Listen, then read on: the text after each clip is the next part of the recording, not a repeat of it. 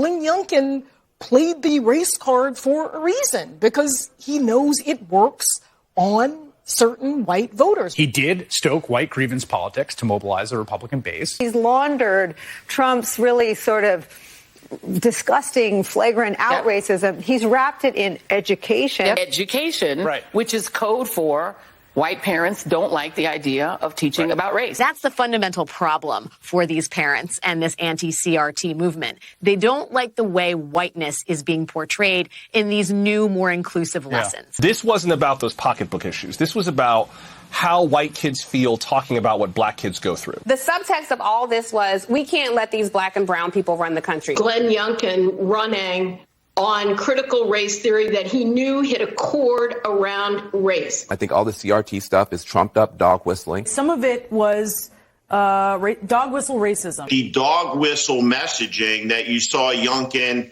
engage in during the course of the campaign. CRT is in the latest line of school busing, crosstown busing, welfare queens. You have it. It's in that same line, and you saw it in the results in Virginia. This more palatable Republican who still uses the same racist themes that Trump did. He just packaged them in a soccer dad sweater vest model. He's found a way to launder a pretty racist trope, this idea that we cannot talk about America's history because it hurts my feelings.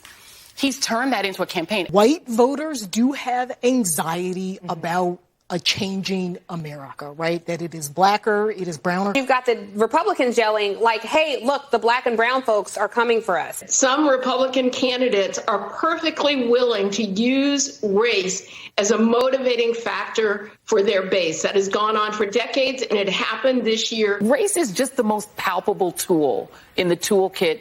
It used to be of the Democratic Party back in the day when there were Dixiecrats, and now of the Republican Party. This is about the fact that a good chunk of voters out there are okay with white supremacy. Let's call a thing a thing. Actually, scratch that. They are more than okay.